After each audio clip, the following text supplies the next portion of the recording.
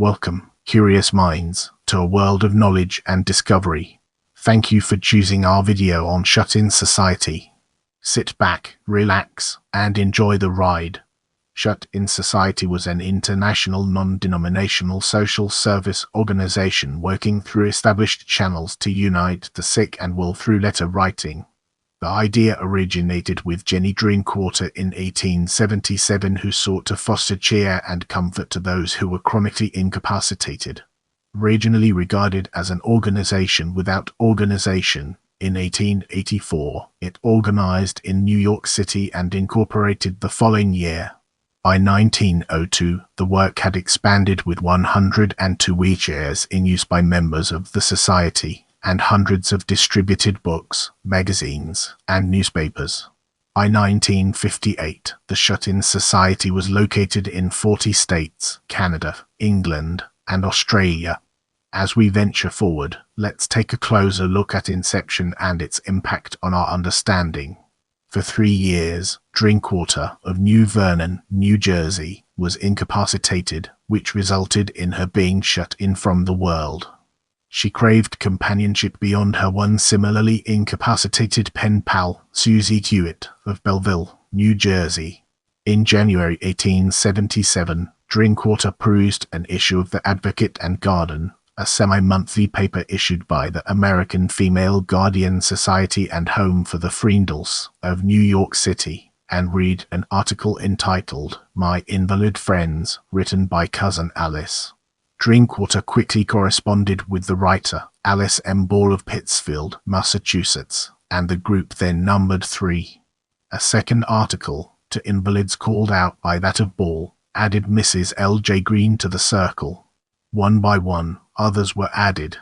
In the fall of 1879, about 3 years after the 4 women were linked together, a manual was issued containing the names and addresses of all the members. The objects of the associated were stated in this printed manual. The manual continued to be sent out on its mission of sympathy and greeting every 3 months, until January 1883. In that month, a circular letter was developed, embracing, in addition to the names and addresses of the membership, communications from various members, notices of deaths, removals, and withdrawals because of recovery, was sent to each member. The society was described it as an organization without organization, and that it had no officers, constitution, bylaws, or initiation fees. The circular letter was superseded by an organ, Shut-in Visitor, edited by Kate Summer Burr, and published at Walworth, New York. Get ready for a captivating exploration as we unravel the layers of early history and their profound significance. The Shut-in Society was organized in 1884 on 34th Street in New York City. After incorporation in 1885, Helen East Brown, who had acted as president and head of the association since its inception, did not continue in the role. In that year, members were located in every part of the US, England, and Canada. The meeting of January 1885 was held in New York City.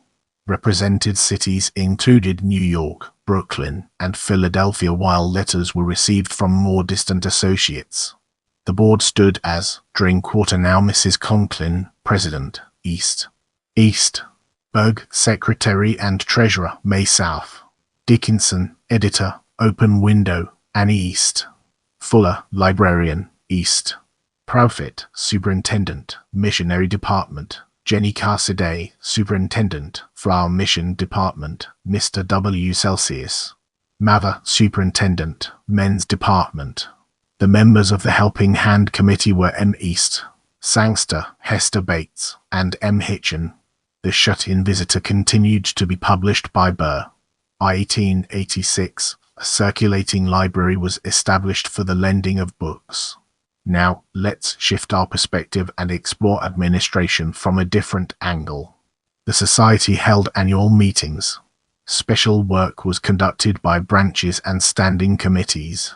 Some branches maintained exchanges for the display and sale of articles made by incapacitated members who were not afflicted with contagious diseases. The chronically incapacitated who were shut in from the outside world by physical disability could, upon application, be enrolled as shut-in members. Persons interested in the Society's work, who were willing to assist in it by writing letters to shut-ins and calling on them, and otherwise giving service, could become associate members.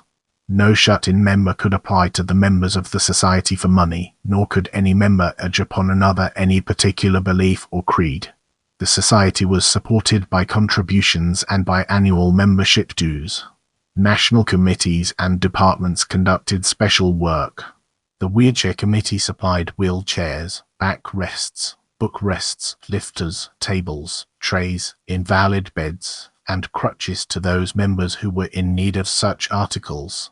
The Helping Hand Committee supplied members with hot water bags, rubber air cushions, stationery, stamps, and material for handwork. The Young Men's and Boys Department addressed postal cards weekly to young men and boy members, and sent them gifts on their birthdays and on Christmas, and picture books and reading matter from time to time. The Young Women's and Girls Department conducted similar work for young women and girl members.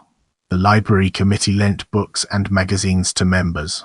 In addition, the Society had the Invalids Auxiliary, a branch of the Women's Union Foreign Missionary Society, and a fund for India, which supported a lady missionary in Bombay. The association's central office published an annual report. Both the shut-ins and the associate members wore a little pin on which was engraved the initials of the Society, and these stood for sympathy, integrity, simplicity. In the next phase, we'll be immersing ourselves in the realm of official organ and exploring its real-world applications.